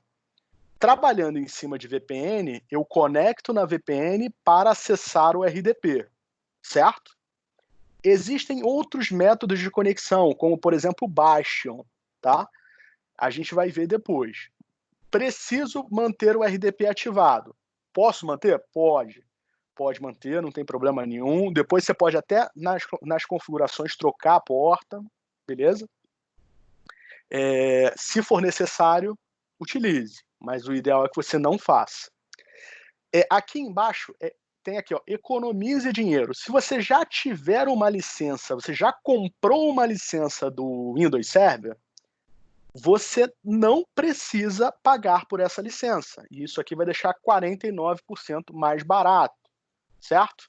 e ele carrega o preço lá, mostrando para a gente que vai cair o preço 49%, certo? Nesse caso, eu não vou utilizar e eu vou avançar para discos. Aí ele vai perguntar o seguinte, ó, o SO, o sistema operacional, vai ter um disco HDD, que é um disco normal, um disco standard ou um disco premium, certo? No caso, a máquina que eu selecionei, ele não suporta o disco premium. Eu vou usar o SSD standard. Ele vai vir com um item que é novo, que é a possibilidade de você criptografar o disco, né? Usar uma criptografia de disco. Se alguém obter o disco por meio de invasão, alguma coisa nesse sentido, não vai conseguir abrir esse disco. E aqui em disco existe um quarto tipo de disco, que é o disco ultra, que são discos de ultra velocidade, adequado aí para cargas de trabalho absurdamente fortes, né? Aí ele fala aqui até o SAP HANA, de baixa latência, que não está disponível ainda nessa região. Esse é o disco de SO. É sempre recomendado que eu crie um disco para armazenar a minha aplicação. Às vezes não, na grande maioria das vezes, um servidor web acaba tendo um site que vai a 15, 10 gigas, que você pode colocar no mesmo disco do SO. Mas se você está trabalhando com algum aplicativo, você vai precisar avançar nisso, né? Ter outro disco. E aí eu posso criar e anexar um novo disco. Eu coloco o nome do disco, eu digo qual é a fonte do disco, se é um instantâneo, se é um blob, tá? Depois a gente vai explorar um pouco mais. E eu venho aqui no alterar o tamanho e eu vejo quais são os tamanhos e os IOPs de cada disco. Notem o seguinte, alguns discos têm IOPs baixos. Por exemplo, de 4 GB tem IOP de 120. Para esse tamanho de disco, um IOP desse é muito grande. Nilson, quero utilizar 500 IOPs, mas não quero comprar, vamos dizer assim, um disco de 1 tera. Você pode fazer soma, tá? Você pode adicionar, né? Então eu posso ter 2 discos, 3, 4 discos de 256 e lá no Windows fazer um agrupamento, fazer um storage space, tá? Beleza até aí? Beleza. Tá. Lembrando que, olha aqui, quando eu venho para HDD standard, é muito menor a taxa de transferência. O IOPS, a taxa de transferência diminui bastante, né? Você não tem muitas opções, tá? Seria interessante que a gente tivesse o premium aqui para mostrar a diferença, mas daqui a pouco a gente vê. Agora é só a criação de uma máquina simples. Eu vou desistir de criar esse disco, vou dizer que eu não preciso de um disco, vou voltar aqui para a criação da máquina virtual. Aqui em avançado ele está dizendo o seguinte, você quer utilizar discos gerenciados? Sim ou não? Um disco não gerenciado é um disco que você vai provisionar IOPS, você vai trabalhar, ele vai estar dentro de uma conta de storage, ele é um disco muito trabalhoso. Foi a primeira versão de disco que o Azure fez, tá? Eu recomendo vocês utilizarem discos gerenciados porque vocês vão ter como controlar IOPS, fazer upgrade, fazer a implantação de snapshot, tá? Fazer download desse disco, mover esse disco entre regiões, entre resource groups. Então, assim, discos gerenciados são muito bons, tá? Olha só, ele coloca ali, ó, use discos não gerenciados se você precisar oferecer suporte para determinados cenários clássicos em que você gerencia os seus VHDs. Então, assim, não é interessante. A gente vai para a cloud, pessoal, para tirar a responsabilidade da gente e colocar essa responsabilidade aí na Microsoft, né? Então, quanto melhor, melhor. Aqui é usar disco efêmero no SO. O disco efêmero, você já vai ter nessa máquina um disco efêmero, que é um espaço para você gravar dados, né, que vão ser apagados posteriormente, é um espaço de troca, né? Disco efêmero no SO é um disco que bloqueia o sistema operacional de alteração, então ele fica voltando ao normal, voltando ao normal, voltando ao normal. Isso é uma necessidade muito específica. E eu avanço aqui numa questão de rede, em que eu vou ter que selecionar uma rede, uma subnet e um IP público. A princípio, eu não vou falar de nada disso aqui, que mais lá para frente a gente vai ver. Aí eu tenho a parte de grupo de segurança de rede, rede acelerada, balanceamento, vou avançar direto. Eu venho com alguns itens aqui de monitoramento, desligamento automático, vou avançar direto também. Grupos de host, geração de VM, vou revisar e criar, porque isso aqui a gente vai falar mais para frente. Então, assim, estou fazendo aqui o processo de criação. Na verdade, quando eu crio essa máquina virtual, eu crio, se eu não me engano, 3 ou 4 recursos. Tá? Eu vou criar uma máquina virtual com o poder de computação e memória, né, de processamento e memória. Eu vou criar um objeto de interface de rede. Eu vou criar um disco, tá? Um disco de conexão. E eu vou criar uma NSG, que é um Network Security Groups, que a gente vai ver posteriormente.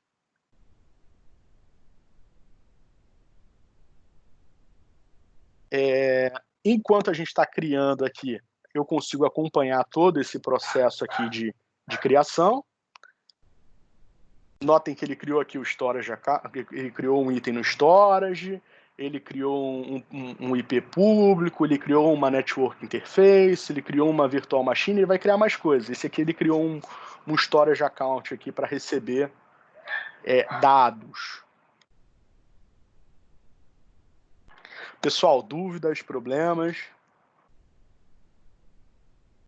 Não, suave. Essa parte tá fluindo. Essa parte de rede.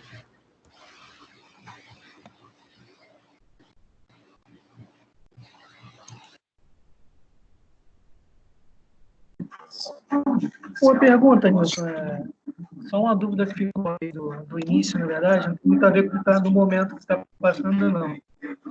Se eu criar uma assinatura agora, um exemplo, você consegue a conta administrar a minha assinatura ou não? A assinatura é só para o usuário que abre a assinatura ou para o Azure AD, no caso, né? Para o usuário do AD. Você pode criar uma assinatura agora. Se eu não me engano, você vai ter R$700 para usar. Esses R$700 você vai utilizar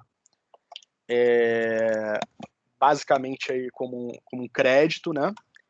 E aí você pode fazer tudo isso que a gente está fazendo, sem problema nenhum. Você pode testar a ferramenta. Isso, não, mas mas a pergunta é, eu consigo atribuir para você a minha assinatura? Não estou falando de uma gratuita, não, uma assinatura real. Vamos supor que eu abro uma empresa hoje e eu administro meu ambiente. Você consegue, da tua conta do Hotmail, administrar a minha assinatura ou não? Consigo. Você consegue fazer o gerenciamento de assinaturas sem problema nenhum. Vou mostrar aqui. Enquanto ele está implantando, basicamente eu venho em assinaturas, eu clico na assinatura que eu quero dar permissão, eu venho na parte de controle de acesso, e aí na parte de controle de acesso, basicamente, eu adiciono aqui uma função, e aí eu digo qual é essa função, e aí eu coloco o nome e o endereço, né? Wilson-goncalves@hotmail.com. Tá? Ele vai pesquisar e ele vai adicionar como convidado. Poderia ser para qualquer domínio, Hotmail, qualquer outro usuário conseguiria. Qualquer outro usuário. Na verdade, se não for Microsoft, você vai precisar criar um ID, tá? um Microsoft ID. Beleza. Nilson, uma dúvida. Sim. Sobre hierarquia de tenant e assinaturas. Eu cheguei a ler um artigo que, por exemplo, você pode associar uma assinatura para vários tenants, mas um tenant ele é associado a só uma assinatura. Como é que funciona isso, mais ou menos? Você leu um artigo sobre tenants do Azure ou tenants do Office 365? Foi do Azure. Basicamente é o seguinte, aqui eu tenho um diretório e assinatura. Eu não entendi muito bem, eu vou tentar deixar claro. Aqui eu tenho um tenant, o meu tenant, e aqui eu tenho duas assinaturas, o meu management group, tá? E eu posso adicionar outras assinaturas aqui, tá? E aí eu posso ir adicionando assinaturas. É basicamente dessa forma. Me manda esse Cara, material que eu vejo com você. O que seria o tenant? Porque conceitualmente, né? A dele acho que é mais ou menos onde eu queria chegar também. O tenant é como se fosse um inquilino, é como se fosse a É a tua área de gerenciamento. É como se fosse a sua parte lá do Azure, né? Mas esse é o diretório lá que você cria no Azure AD? Não. Olha só. Provavelmente esse artigo está falando de contas CSPs, tá? Em que você tem o Azure hospedado. É um pouco diferente. Por isso que eu estou falando. É melhor a gente não explorar isso agora. Acha acha o artigo, me manda e a gente conversa na próxima aula, que eu consigo entender melhor o que é. Mas, em teoria, eu tenho aqui uma conta, né, uma conta do Azure, um Manager Group, que tem duas assinaturas, e eu posso ter mais assinaturas aqui, eu posso ir adicionando as assinaturas, certo? Aí eu tenho uma questão também aqui, de diretórios, que são outras assinaturas. Então, por exemplo, aqui eu tenho uma assinatura que é a do Christian, né? Então eu tenho aqui o diretório do Christian. Eu posso isso que eu ia te criar perguntar, porque um diretório é necessariamente uma assinatura ou... Um diretório é um grupo de assinaturas. Esse diretório seria o tenant que você leu. Porque chamam de locatário, né? Por isso é um inquilino. Sim. A questão então é tipo um prédio e aí essa sua assinatura é como se você fosse o inquilino daquele, exatamente. Por exemplo, apartamento. Na verdade, o Azure ele te entrega parte dele, então você é um inquilino lá dentro. Olha só, a implantação aqui foi bem sucedida, eu vou para o recurso. Eu tenho aqui Web AIs 1. Aqui eu tenho parte de monitoramento, aonde está, posso criar um nome DNS para ela, posso capturar um snapshot, posso vir aqui em rede, vários itens de conexão, tá? Insights, diversos itens aqui que eu posso fazer com essa máquina virtual. Basicamente, eu vou vir aqui em visão geral e vou mandar conectar. Eu posso conectar de três maneiras: RDP para Windows, SSH para Linux, ou se o Windows estiver com SSH habilitado, e Bastion, tá? Que a gente vai falar de Bastion, que é um modo de você conectar via interface aqui, tá? Via próprio Azure. Eu coloquei aqui a RDP, ele já seleciona aqui o IP público, eu vou baixei o RDP, cliquei, mando conectar. Deixa eu trazer aqui para outra tela. Estão me ouvindo? Sim. O pessoal tá gelando aí, Nilson. Tá achando que não vai funcionar, não, velho. Também já tô duvidando. Você pode me tirar uma dúvida com relação aos preços? Sim. Deixa eu só conectar aqui. Deixa eu terminar sem problema. essa conexão aqui, ó. conectando na máquina. Protegendo a conexão. Pode falar.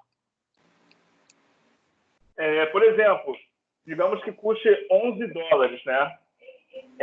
Em determinado cliente, se, por exemplo, nós formos implementar isso amanhã, digamos que o dólar esteja 5 e pouco, né?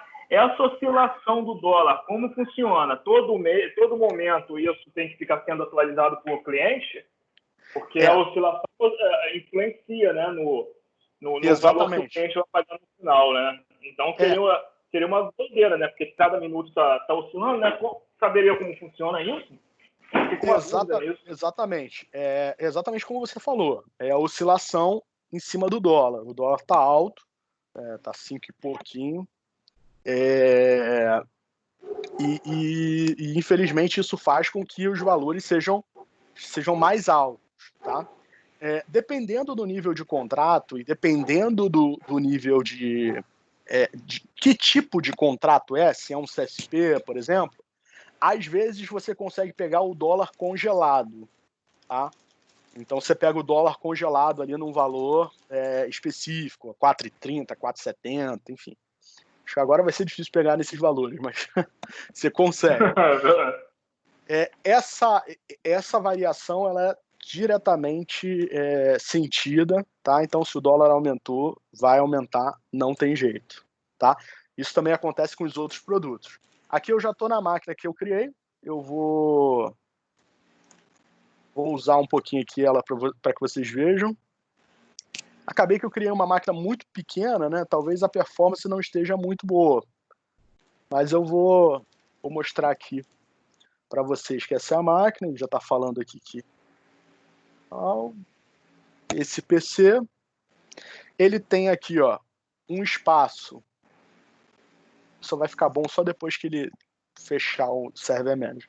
O espaço do disco C, tá? E esse temporário storage aqui. Isso aqui é efêmero, isso aqui é um disco que, você vai perder dados. Certo? Isso não aí é para deixar dados aí. Isso aí é uma área de troca, é um temporário. Quer baixar alguma coisa, pode baixar aqui e depois usar. Você não pode armazenar, deixar as coisas armazenadas aqui, porque ele é só um espaço de troca nessa máquina virtual. Uma área de swap, né? Isso. Aí aqui, só para a gente poder ver, eu venho aqui em propriedades. Mas tem alguma retenção para essa perda? Por exemplo, se eu desligar a máquina e desalocar, perdi o arquivo? Tem sim. Não, se você desligar e desalocar, vai perder o arquivo. Cara, é muito difícil dizer que vai perder ou não, mas geralmente quando desliga, perde o arquivo. Observa o seguinte, eu tenho 2 processadores, né, 2 GB de memória, e aí a gente vai fazer o seguinte, vamos vir aqui em tamanho, né? Deixa eu pegar esse cara aqui, manter ele aberto, e eu vou dizer que agora ele vai virar uma A2. Então eu fui lá em tamanho, cliquei na A2 e mandei redimensionar. Esse processo, ele desliga a máquina, vocês viram? Vocês viram aqui? Conseguiram ver?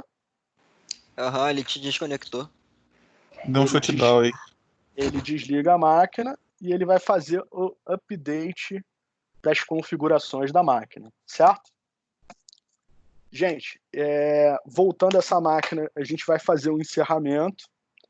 E aí a gente volta na segunda-feira, 6h30. Novamente comentando, a gente tem bastante conteúdo, então basicamente aqui, na semana, na segunda-feira, a gente vai falar de container, certo? Container PaaS, Kubernetes, implantando containers. A gente vai falar da parte de network que eu pulei. Depois a gente vai entrar na parte de dados não estruturados, dados estruturados e storage. Como é que eu trabalho esses dados. E aí eu vou ter criação de databases, né? E aí a gente vai ver como é que a gente cria uma database, como é que a gente importa, como é que a gente executa queries em cima da database, e o marketplace. Então, assim, Para você ver aqui, ó, tem bastante coisa para a gente falar, tá? Então, assim, eu achei que a gente ia conseguir fazer um pouco mais rápido, mas a gente vai precisar de bastante tempo para esse primeiro módulo e, como são 3, eu acho que para os outros também. Ô, Nilson, você vai disponibilizar esse arquivo em PDF aí? Vou sim. Não Show só de em bola, cara. PDF, tá? Vou deixar ele aberto mesmo, não tem problema nenhum. Obrigado. Quero feedback de vocês para a gente continuar, se está tranquilo, se não está, se está rápido, se foi correndo, se não foi. Lembrando que eu estou fazendo a gravação, então quem não puder assistir na segunda-feira pode pegar a gravação, sendo que eu tenho por preferência que as pessoas assistam ao vivo para poder fazer perguntas e interagir. Nilson, pode falar. Como é que a gente pega a gravação depois? Eu vou fazer uma publicação para o pessoal que é externo, e aí eu vou pedir para o Vitor deixar isso no OneDrive. Justamente por isso que eu sou externo. Eu vou pedir para o Vitor colocar no OneDrive para a gente conseguir compartilhar com o pessoal que é externo. Beleza, valeu. Ô, Nilson, uma dúvida. Ô, Nilson. Vamos com calma. Duas perguntas.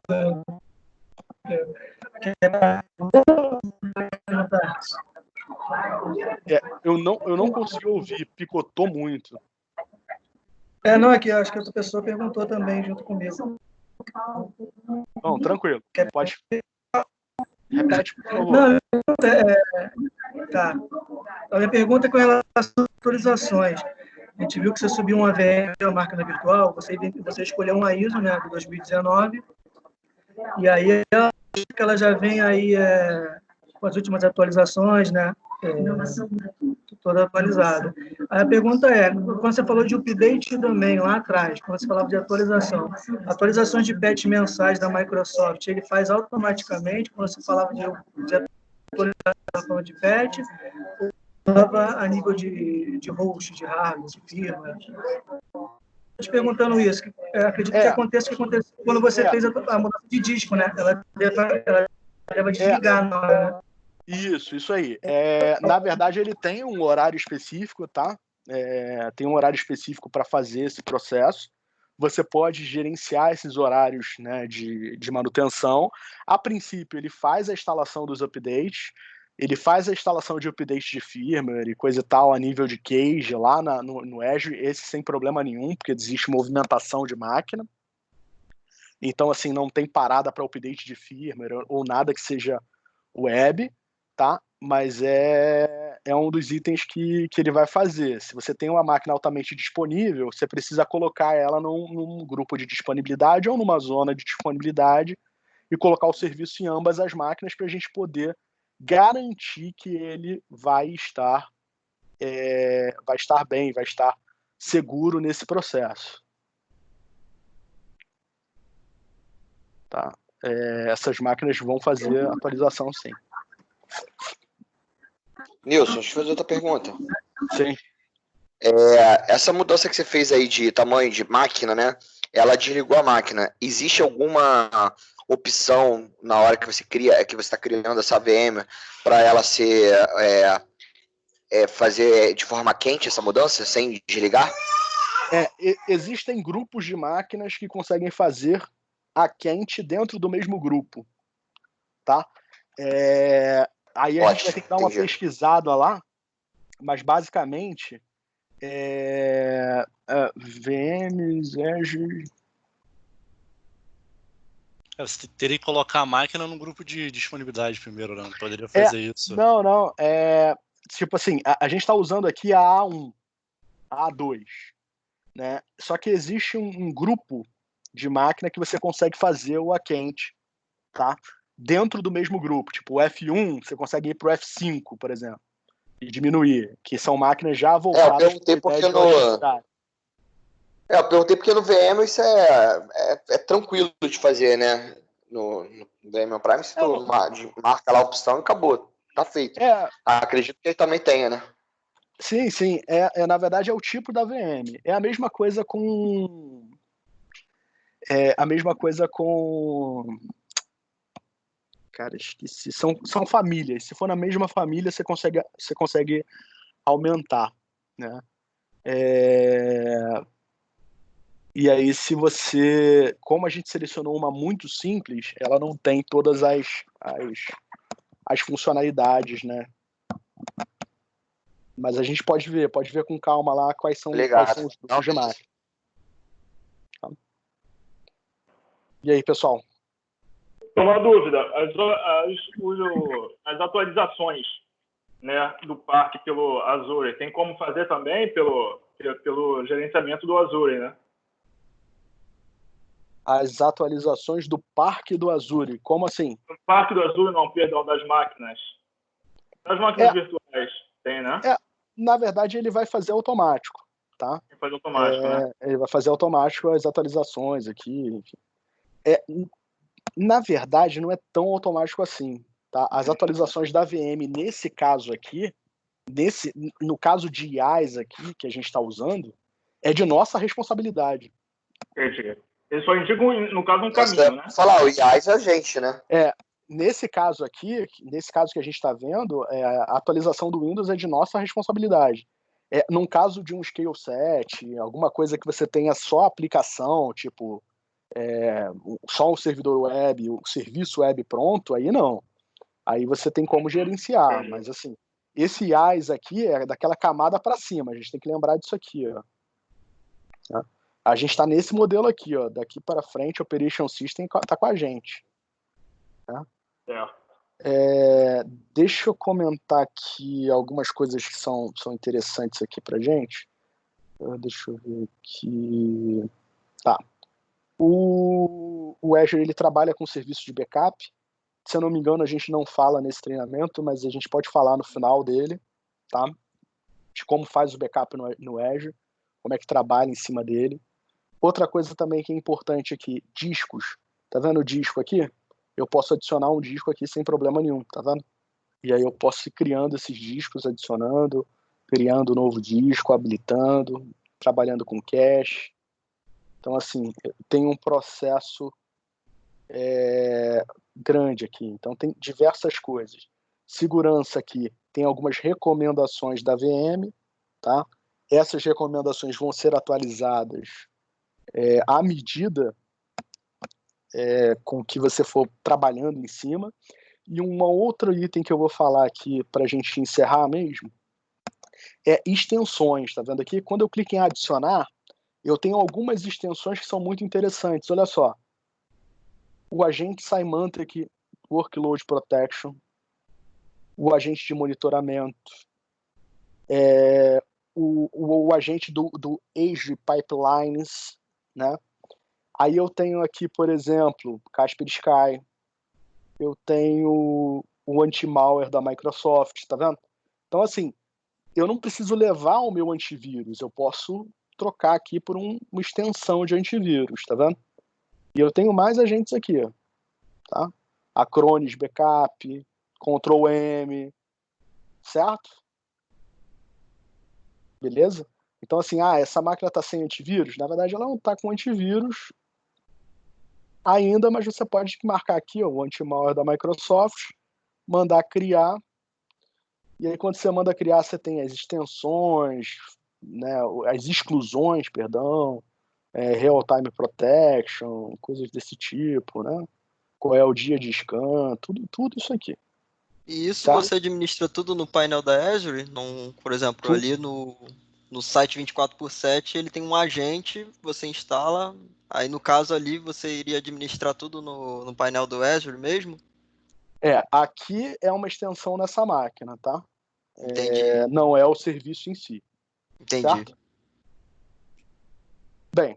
Tu vai falar alguma coisa de monitor, de log analytics ou não? Cara, eu acho que mais pra frente eu falo alguma coisa, mas se eu não falar, a gente pode ver, não tem problema. Beleza. Eu sei que tem bastante coisa aqui a nível para a próxima aula de container, rede, gerenciamento. Depois a gente deve falar um pouco de gateway de rede local, interfaces, coisas desse tipo. Mas assim, se vocês tiverem alguma dúvida aqui, de repente, vou pedir para o Vitor fazer. Pega aí vamos fazer uma enquetezinha com o que vocês gostariam mais de ver aqui e a gente dá uma olhada, não tem problema. Pessoal, vou encerrar. Já passei meia hora a mais do que... Meia hora não, uma hora a mais do que eu tinha planejado. Acho que eu vou colocar na segunda-feira de 6h30 às 8h. Às 8h, 6h30, 7h30, 8h, isso dá 1h30. E aí a gente consegue tentar avançar um pouco mais. Tudo bem? Beleza. Tá ótimo, cara. Obrigadão mesmo. Perfeito. Foi ótimo, excelente. Beleza, Obrigado. Nilson. Beleza. Parabéns aí, cara, pelo conteúdo aí. Tamo junto aí na próxima. Obrigado. Obrigadão. Valeu. Parabéns. Excelente, irmão. Obrigado, cara. Você gosta de esconder Valeu, o ouro, mas beleza. Valeu. Valeu, pessoal. Um abraço. Valeu, irmão. Obrigado, cara. Abraço. Um abraço. Valeu, boa noite.